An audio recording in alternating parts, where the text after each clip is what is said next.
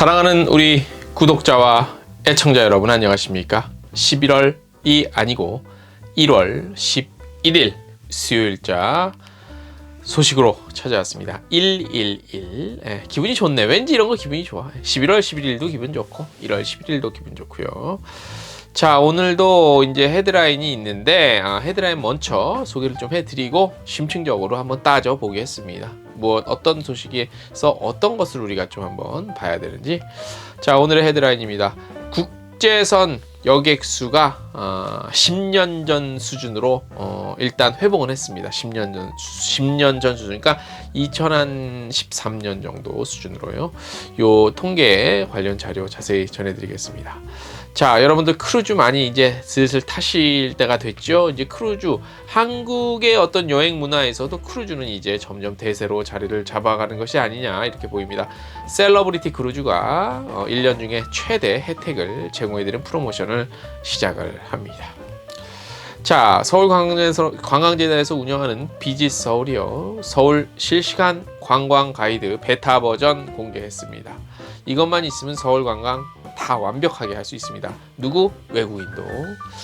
인터파크와 트리플이 처음으로 연합해서 프로모션을 진행하고요. 국립민속박물관 관광 통역 안내사 교육하는데요. 요 교육생을 모집합니다.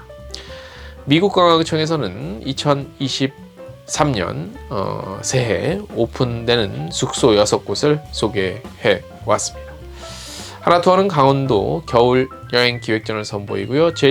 제주관광공사는 제주도 마을의 관광 자원을 현황을 이렇게 공공 데이터로 구축을 했어요. 이게 그냥 아무것도 아닌 것 같은데 아무것도 아닌 게 아니에요. 이게 향후에는 굉장히 이런 것들이 중요해집니다. 에어서울이 3월과 4월 떠나는 국제선 특가 항공권 오픈했습니다. 이상이 오늘의 헤드라인인데요. 자, 그러니까 헤드라인을 소개를 몇 곡지를 해드리는데, 저희가 오늘 심층적으로 따져볼 것들 외에는 저희 트래블 데일리 아시죠? 텍스트 홈페이지 들어가시면 텍스트 뉴스 보시면 되니까 그거 좀 참고해 주시면 대단히 감사드리겠습니다. 자, 오늘의 첫 소식입니다. 자, 12월에 2022년 12월 항공 통계가 이제 나왔습니다. 이 나왔기 때문에 이제 2022년 한 해 동안 1년 동안에 항공이 모든 것들이 이제 집계가 됐다고 할 수 있어요. 그래서 다른 달과는 달리 제가 좀 꼼꼼히 따져봤고요. 그 다음에 관련 도표 이런 것들 준비가 오늘 많이 나갈 겁니다. 화면에 그거 참고해서 같이 들어주시면 고맙겠습니다. 자, 국제선 여객수가 10년 전이니까 한 2013년 수준으로 겨우 올라왔습니다. 겨우. 예. 그러니까 나중에 또 제가 말씀을 드릴 테지만 10년 전에 우리가 했던 그런 마음으로, 새로운 마음으로 다시 하면 될 것 같습니다. 2022년 12월 항공 통계를 저희가 말씀을 드릴게요. 지금부터. 자, 표 같이 나가는데 같이 보시면서 국제선 여객수는 400만 명을 드디어 돌파했습니다. 예. 405만 748명이고요. 작년 12월 대비 10배, 무려 10배가 많은 수입니다. 그 당시에는 41만 명 정도였고요. 그 다음에 11월 달 308명 대비 약 100만 명 조금 모자라게 늘어난 수치예요. 아무튼 100만 명 가까이 됐어요. 한 달에 100만 명이 늘어난 거야. 이게 팬데믹 때는 참 어이없이 추락하더니 또 올랐을래니까 또 이렇게 또 어이없이 또 증가폭이 크네요. 자, 그러니까 이 400만 명이라는 숫자가 2014 10년 전에 한 400만 명, 500만 명 요랬어요. 국제선 항공이 매달 12월이. 그러니까 2013년도 그렇게 지금에 비하면, 그러니까 2019년이 너무 잘 됐기 때문에 어제도 말씀드렸지만 모든 지표를 2019년에 맞추면 다 굉장히 모자라 보여. 자, 국제선 여객수는 지난 2019년 사상 최고치인 2019년에 얼마였을 것 같아요?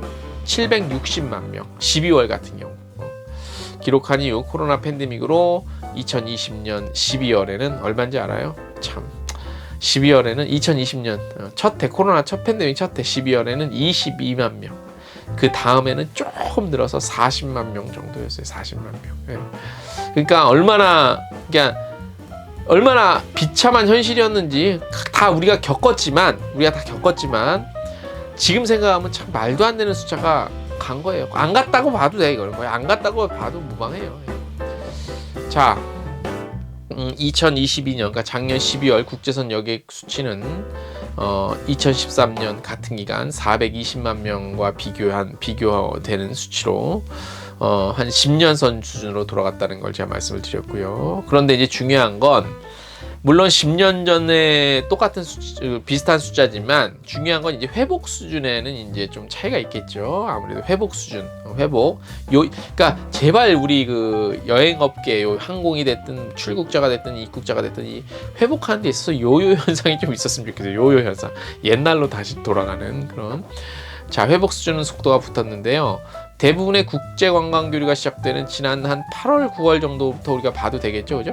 8월부터 증가 추세는 매달 적게는 50만 명, 많게는 100만 명 수준으로 증가를 하고 있는 거예요. 우리 아시다시피 계속 제가 말씀을 드렸죠.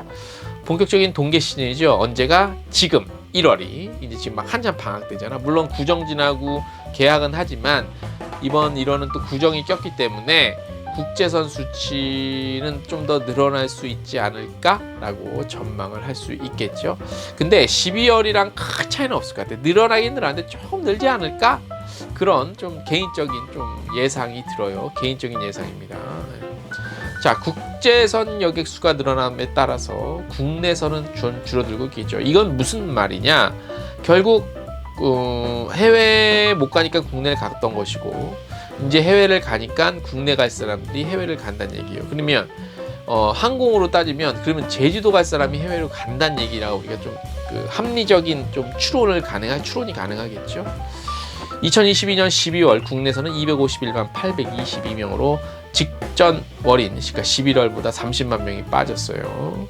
항공사별 운항 실적 한번 살펴볼까요? 어디가 가장 실적이 좋았을까요? 그러니까 이건 매출 실적이 아니라 얼만큼 누가 제일 많이 여객을 했나 그건데요. 대한항공이 가장 많았어요. 이나야 저니 해도 그래도 대한항공인 것 같아. 그죠?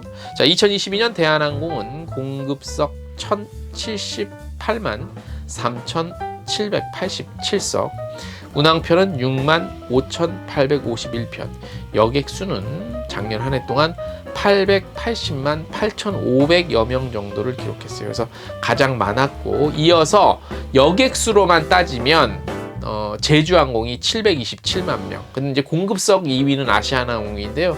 여객수만 따지면 제주항공이 한 720만 명 정도로 이렇게 2위를 차지했고, 자, 그러면 이제 과연 외항사는 과연 어디가 많이 있어요? 외항사.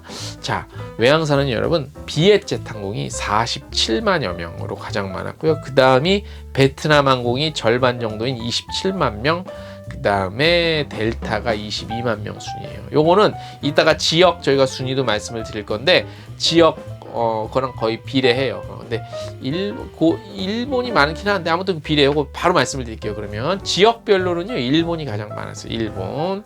자, 2022년 1월부터 12월까지, 그러니까 작년 한 해 동안 일본은 154만 1,400여 명으로 1위, 베트남이 147만 5,600여 명, 그리고 3위가 미국 138만 5,900여 명 이렇게 기록했고요. 오늘 중국에서 이제 한국도 비자 거의 안 내주겠다는 얘기지. 비자 안 내줘 막았어. 너희들도 우리 이렇게 힘들게 했으니까 우리 중국도 한국 사람 비자 안 내주라는 발표가 난 다음에 뭐 난리 또 막 노래를 불렀죠. 또 뉴스에서 각 뉴스 포털에서도 그렇고 우리가 막을 때는 언제고 이런 걸 몰랐습니까? 당연하지. 제가 예전에 말씀드렸죠. 이거 중국 분명히 이렇게 나온다고 말씀드렸잖아요. 사실 방역 상태에 대한 그런 아쉬움들 그렇죠. 아쉽죠. 그런데 그리고 좀 짜증나는 부분도 있죠. 근데 외교는 그게 아니잖아요. 외교는 그게 아니고 중국 시장이 우리나라에게, 사실 중국 시장이 가장 중요한 나라는 우리나라인 것 같아요. 전 세계 어딜 따져도 교역량도 그렇고. 어쨌든 지금 이렇게 되니까 어떻게 할 수는 없겠지만 어쨌든 이 중요한 중국 시장은 작년 한 해 20만 명, 굉장히 적었습니다. 네. 중국도 또 그래. 중국도 또 그래. 물론 우리나라, 그러니까 저는 대한민국 사람이니까 대한민국 사람 편을 들 수밖에 없죠. 어쨌든 결과론적으로라도 그렇게 나니까 아쉬움은 있지만 아쉽죠. 그렇게 하면 뭐 이렇게 한다고 그렇게 몰랐나 그거. 근데 중국도 그래. 중국도 사실 뭐 아니 그렇다고 또 그렇게 막나? 방역 좀 강화하면 되지 걔네들. 참 아유 답답합니다. 아무튼 제가 오늘 표 같이 보내드리면서 작년 안에 항공을 좀 짧은 시간 내에 압축해서 그 말씀을 드렸어요. 일단 그 뭐죠? 성과 그러니까 수치 통계 수치 나온 걸로만 설명을 드렸어요. 그러니까 흐름은 좀 아시겠죠. 흐름. 제가 이런 거를 보내드린 이유는 흐름을 보시라고 제가 말씀을 드린 거예요. 제가 1년치 도표 막대 그래프도 보여드리고 하는 게 흐름을 지금 이렇게 흐름이 가고 있구나. 어제 저희는 그 아웃바운드의 그 부활 현황을 좀 항공사와 여행사의 예약 추세나 보낸 것들을 그걸 근거로 좀 말씀을 드렸죠. 오늘은 실질적인 과거에 작년 한 해 일어난 항공 실적을 보고 이렇게 지금 흐름이 가고 있구나라는 거를 설명을 드린 거예요. 그래서 참고하시면 될 것 같고, 뭐 좀 좋아지지 않겠습니까? 더 한 지금 다음 달에 500, 600 가자. 네. 자 오늘 첫 소식이었고 두 번째 소식. 셀러브리티 크루즈 여러분들 아십니까? 세계에서 거의 탑 클래스의 모던 럭셔리 크루즈입니다. 셀러브리티 이름도 좀 뭐 있어 보이지 않아요? 셀러브리티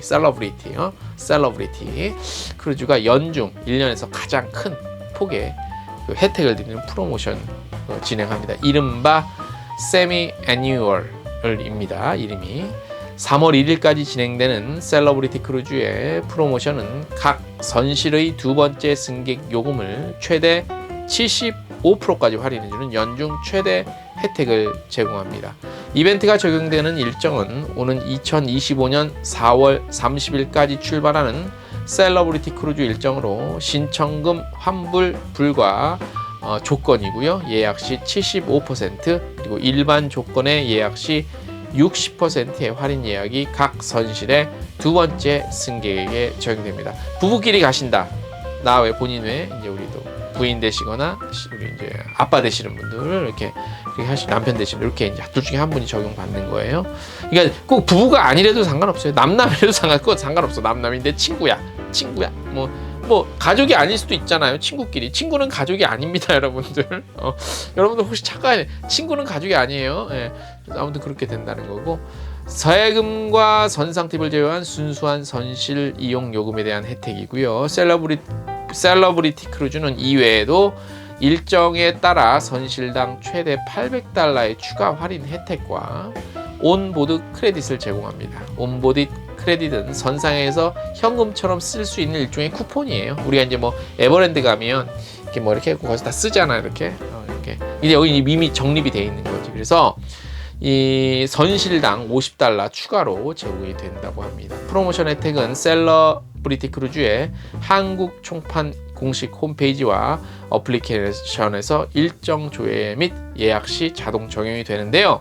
그럼 좀 어떻게 뭐 쓰기도 어려워. 그러면 보면은 저희 트래블 데일리 홈페이지 뉴스 홈페이지 딱 들어오시면 정가운데 배너가 있어요. 그거 딱 누르면 셀러브리티 크루즈 바로 들어가서 예약하실 수 있어요. 저희가 다 이렇게 준비를 했습니다. 그렇게 해서 요즘에 이제 유튜브 여행 영상 제가 많이 보잖아요. 왜냐면 볼 수밖에 없죠. 여러분들 좋은 소식 전해드리려면. 그런데 크루즈가 이제 한국에도 어느 정도 쫙 깔린 것 같아. 예전에는 그래 좀 낯선데 그냥 여행 가지 무슨 크루즈 여행 이게 아니. 요즘에는 일부러 크루즈 여행을 맛본 사람이 너무 많기 때문에 크루즈 여행 이제는 어느 정도 저변이 많이 확대가 된 것 같아. 이제는 크루즈예요. 이제 우리나라 한국 사람들의 어떤 레벨루가 올라갔기 때문에 크루즈 많이 이용하시기 바랍니다. 다음 소식입니다. 간단하게 전해드릴게요. 서울관광재단이 서울 주요 관광지의 인구 밀집도 등 실시간 관광 정보를 확인할 수 있는 서울 실시간 관광 가이드 요거를 공개했습니다. 아직은 베타 버전이에요. 그래서 그동안 요거 이제 뭐 서비스 개선하고 뭐 보완하고 해서 이번에 선보인 건데 서울시를 실시간 도시 데이터를 바탕으로 광화문, 그다음에 뭐 명동, 잠실, 홍대, 이태원, 강남 이렇게 6개 구역에 24개 주요 관광지의 실시간 정보가 제공이 되고요. 뭐 얼마큼 붐비냐 안 붐비냐 이런 것들도 정보를 제공을 받을 수 있고요. 이게 이제 뭐 공공 데이터로 활용 차원에서 개발이 된 거라고 해요. 관광재단이 이제 서울시와 긴밀하게 했다고 하네요. 그래서 필요하신 분들은 이런 앱 같은 거 다운받아서 이용하시면 될 것 같고요. 특히 외국인 관광객들 오시는 분들도 많이 좀 사용하시면 되게 좋을 것 같다는 생각이 드네요. 영어 등 외국어 서비스 확대, 검색 엔진 최적화 등 마케팅 활동을 전개하고요. 앞으로 이제 어떤 퀄리티적인 면에서 보완을 좀 할 거라고 합니다. 어디서 보실 수 있냐? 이게 중요하죠. 어디냐? 요 서울 실시간 관광 가이드는 서울 관광 공식 앱 사이트가 있어요. 뭐냐? 비짓서울 한국어 페이지가 있어요. 비짓서울 한국어 페이지 korean.visitseoul.net이에요. 여기 들어가시면 이제 메뉴가 있어요. 지금의 서울 실시간 관광 가이드라는 요 베타 메뉴인데 아직까지 베타 버전인데 요거 메뉴 확인하시고 찾아 들어가시면 이제 이렇게 보실 수 있으니까 참고하셔서 특히 이제 인바운드 분들이 좀 많이 저희 업체가 많이 필요하겠네, 그죠? 그래서 많이 활용하시기 바랍니다. 자, 여러분들 오늘 저희가 준비한 소식 여기까지고요. 내일도 더욱 최선을 다해서 유용하고 알차고 재미있는 소식 전해드리도록 하겠습니다. 안녕!